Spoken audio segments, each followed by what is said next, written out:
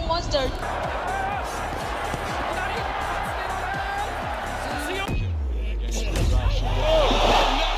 Combination. やっぱり一発ありますね。一発ある。こうやって踏み込んで打ってくるパンチに関しては。はい。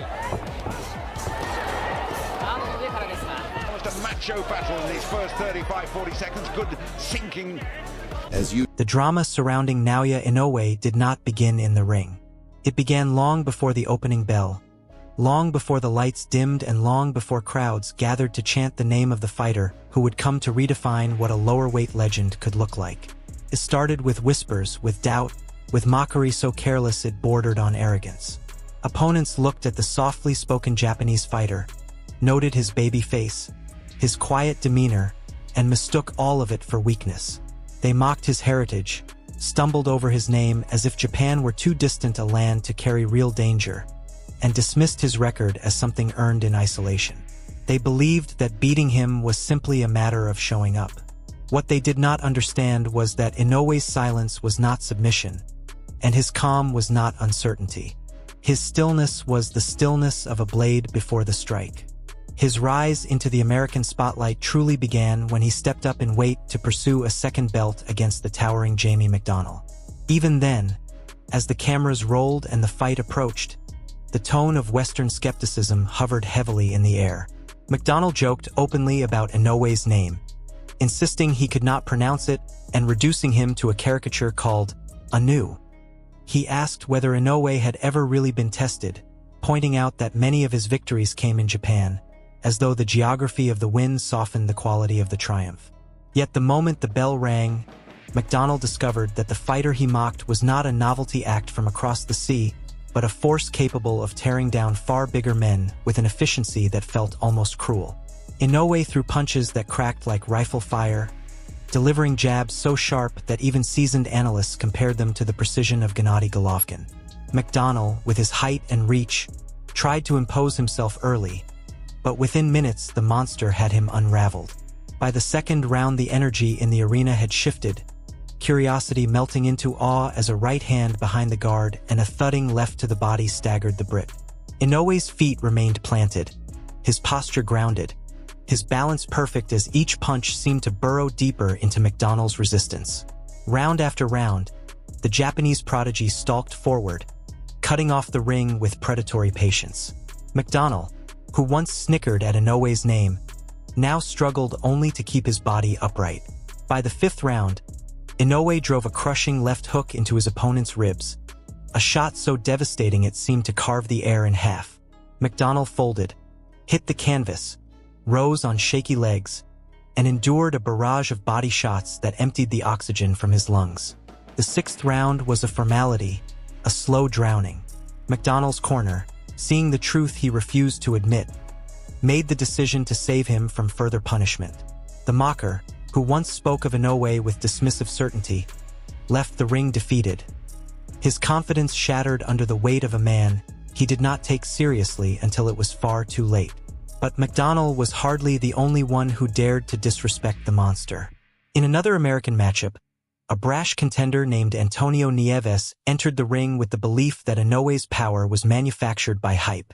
Nieves was convinced Inoue's dominance existed merely because he had fought in lower weight classes back home. He said the monster had never faced real adversity, never fought someone who could match him physically, never performed outside the comforts of a Japanese crowd. Nieves spoke like a man who felt protected by geography. But the moment the fight began, Inoue stalked him with a jab so precise it seemed to reset the atmosphere inside the arena. Nieves tried to counter, tried to dig into the body, tried to make it a toe-to-toe battle, but each exchange only exposed the difference in class. By the second round, Inoue's right hand crashed through the guard, followed by hooks that snapped Nieves's head sideways. The American crowd, initially skeptical, began to sense the danger unfolding. When the third round arrived, Inoue's combinations shredded through Nieves's defenses with terrifying accuracy. Hooks, uppercuts, rib-shattering body shots. Every punch carved a path toward the inevitable. The fifth round delivered the finishing blow. A left hook to the body dropped Nieves and forced him to confront a truth he spent weeks denying.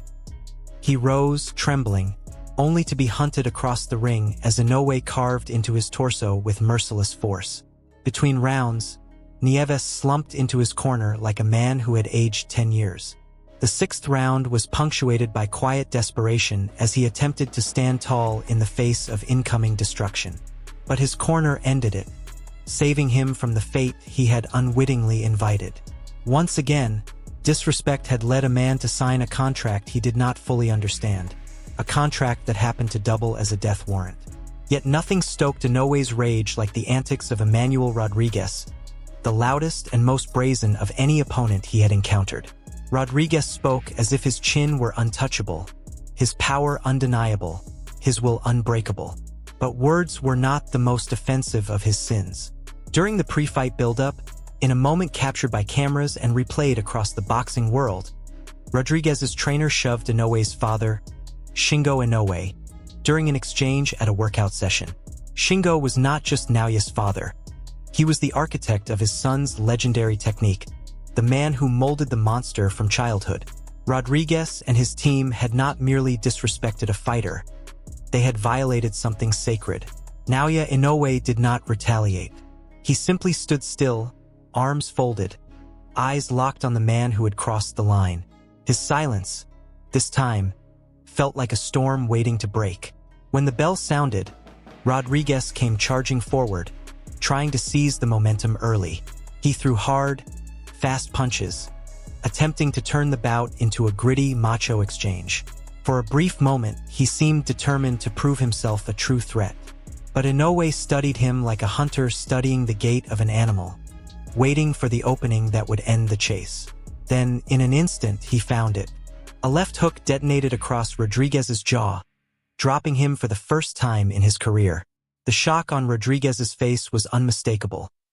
This was not a man he could bully, not a fighter he could scare, and certainly not a champion he could insult without consequence. Inoue closed the show moments later with a brutal body shot that folded Rodriguez to the canvas in agony. He rolled, gasping, unable to process what had happened. The monster had settled the score in 2 rounds. From there, Inoue's legend only swelled as he advanced into the super bantamweight division to face the slick, undefeated American champion Stephen Fulton. Fulton was a world-class technician, praised as one of the pound-for-pound best defensive fighters alive. His confidence bordered on dismissive. He insisted he had seen fighters like Inoue before, insisted that the Japanese phenom was new only to fans, not to him. But when the fight began, Fulton suddenly found himself drowning in a tide of jab-heavy pressure unlike anything he had ever faced. Inoue's hands were whip-fast, his footwork seamless, his timing supernatural. Fulton tried to counter, tried to slip, tried to roll, but each time he moved, Inoue anticipated him. For 2 rounds, Fulton was hit with combinations he couldn't avoid and punished every time he tried to answer back.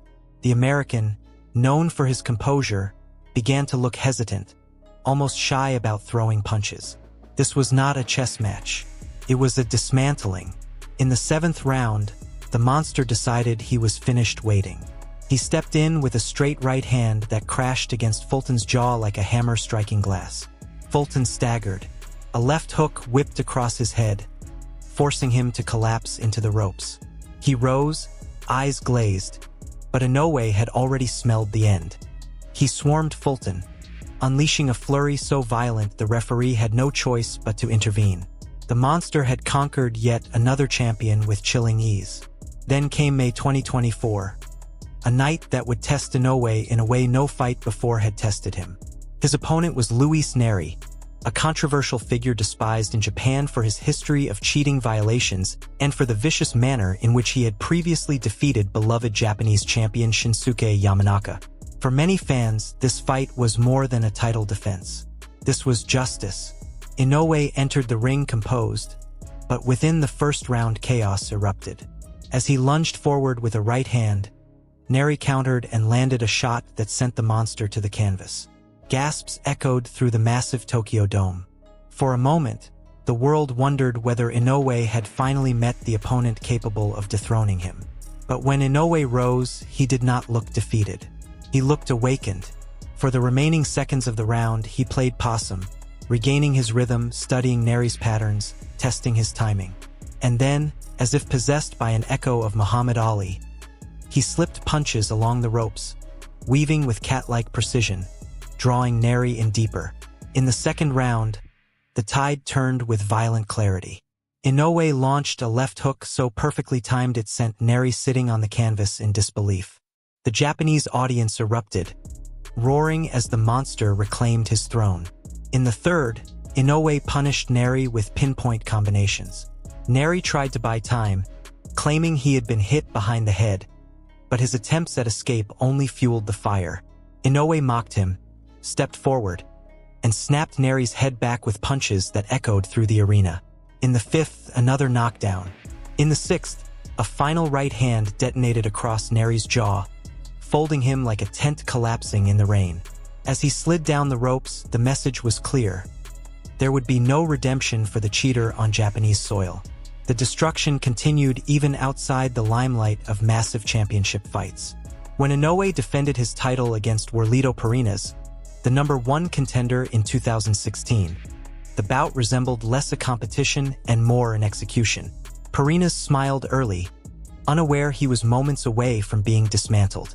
Inoue's punches tore through him with such speed and accuracy that within 2 rounds the fight was over and the challenger lay defeated, bewildered by the storm he had walked into. These moments, each dramatic, each brutal, each decisive, form the story of a fighter who carries the calm of a monk and the power of a sledgehammer. Naoya Inoue is not loud. He is not brash. He does not shout his greatness into cameras or belittle opponents for headlines. Instead, he gives them evidence, round by round, punch by punch, defeat by defeat. The men who mocked him discovered the truth only when it was far too late. Inoue is not simply a champion. He is a reckoning. Before you go, I want to hear from you. Which of Inoue's brutal performances stands out most to you? And why do you think so many fighters underestimate him before stepping into the ring? If you enjoy deep dive boxing stories like this, make sure you hit that like button, subscribe to the channel, and join the conversation in the comments. Your support helps us bring more cinematic breakdowns of the most dramatic moments in combat sports.